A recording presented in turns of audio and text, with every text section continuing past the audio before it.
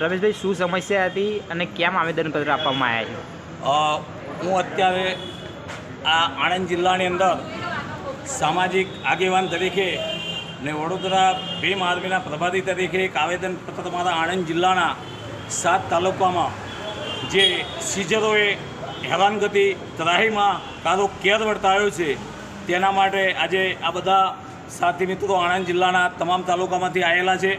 તેઓનો સાથ મળી અને આણંદ જિલ્લાના અંદર જે સીઝરો કહેવાય, જે બાઇકો ખેંચે છે રસ્તામાંથી, જેઓ રસ્તામાંથી પબ્લિકના હાથથી જતી પબ્લિકને હેરાન કરે છે, આ કાયદો સ્થાનિક તમામ પીઆઈ સાહેબને ખબર છે. તે છતાંય તેમની આજુબાજુમાં જે મુદતિયાઓ ઊભા રહે છે તે તદ્દન ખોટી વસ્તુ છે.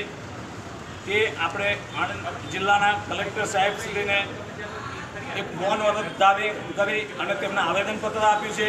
કેમ કે આપણે એમને કોઈ પણ નારા કે કોઈ પણ એના વગર આવેદનપત્ર આપ્યું, સાહેબને પણ ખબર પડે. સાહેબે આપણી રજૂઆત સાંભળી, બહુ સારી રીતે સાંભળી છે. આ છોકરાઓ છે તે બધા હેરાન થઈ રહ્યા છે. આ જે સીઝરો આણંદ જિલ્લાની અંદર ધર્મ ચોકડી હોય, બોરસદ હોય, પેટલાદ હોય, આણંદ હોય, હર કોઈ પણ જગ્યાએ બાઇકો રસ્તામાંથી ખેંચી લે છે, ગાડીઓ ખેંચી લે છે. આ બધી વસ્તુ જ્યારે એમને પોતે લોનો આપી દીધી હોય, કાયદાનો અમલ નથી કરતા, સંવિધાનનો અમલ નથી કરતા, અને સંવિધાનને ધ્યાનમાં રાખી આપણે સાહેબને કાયદાકીય જે જાણ હતી તે પ્રત્યે આપણે સાહેબને રજૂઆત કરી. સાહેબે પણ કહ્યું કે એ વાત સાચી છે અને આ રીતે આ લોકો કોઈ પણ જગ્યાએ લઈ નથી શકતા. આ ભાઈ છે તેઓને જે સીઝર આ ભાઈ કઈથી આવેલા છે,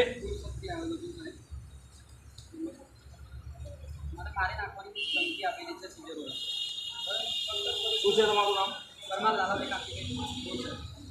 આ ભાઈ છે લાલાભાઈ કાંતિભાઈ બોરસદથી આવેલા છે અને ત્યાંના બોરસદના સીઝરોએ અમને મારી નાખવા સુધીની ધમકી આપી છે. આવા ધડક પ્રશ્નો મારી ગણે છે. મારી જોડે 1000થી વધુ પણ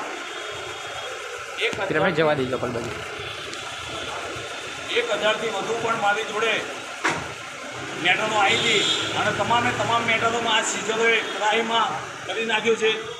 તમામ મેટરોમાં અધડક પ્રશ્નો એવો છે, આણંદ જિલ્લાના એક પણ તાલુકો બાકી નથી કે જ્યાં આ સીઝરો ઊભા નથી રહેતા.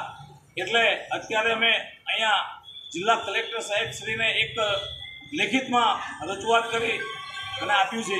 આપવાનો અમારો ફરજ એટલી જ પડે છે કે આવનારા દિવસોની અંદર અમારે ઉગ્ર આંદોલન ના કરવું પડે.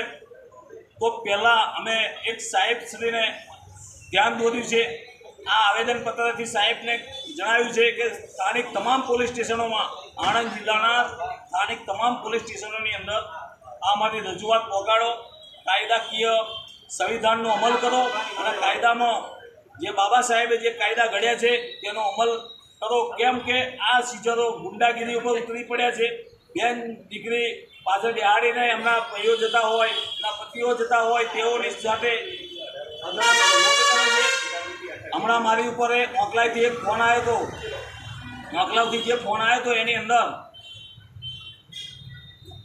ભાઈને 45,000ની પાવતી આપવામાં આવી. ઇકોની મેટર હતી અને એ ભાઈ જોડે 70,000 રૂપિયા મોકલાવના સીઝરોએ લીધા હતા.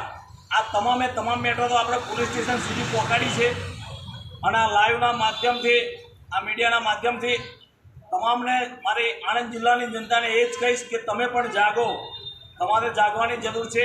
કાયદાકીયની અંદર, બંધારણની અંદર આવો કોઈ પણ જગ્યાએ ઉલ્લેખ કરેલો નથી કે તમારી બાઈકો એવા રસ્તા વચ્ચેથી લઈ લે, તમારી ગાડીઓ રસ્તા વચ્ચેથી લઈ લે. એ કાયદેસર એક લૂંટનો ગુનો બને છે. પણ આ લોકો કોઈ પણ વાત કે સમસ્યા સાંભળતા નથી. તો કલેક્ટર સાહેબશ્રીને અમે આવેદન આપી અને સમસ્યા અમારી જણાવી છે કે સાહેબ આની ઉપર ધ્યાન દોરજો. અને સાહેબે આપણી રજૂઆત સારી રીતે સાંભળી છે અને સાહેબે કહ્યું છે કે ટૂંક સમયમાં આની ઉપર કાયદેસરના પગલાં લઈશું. જય ભીમ, જય સંવિધાન, જય માતાજી.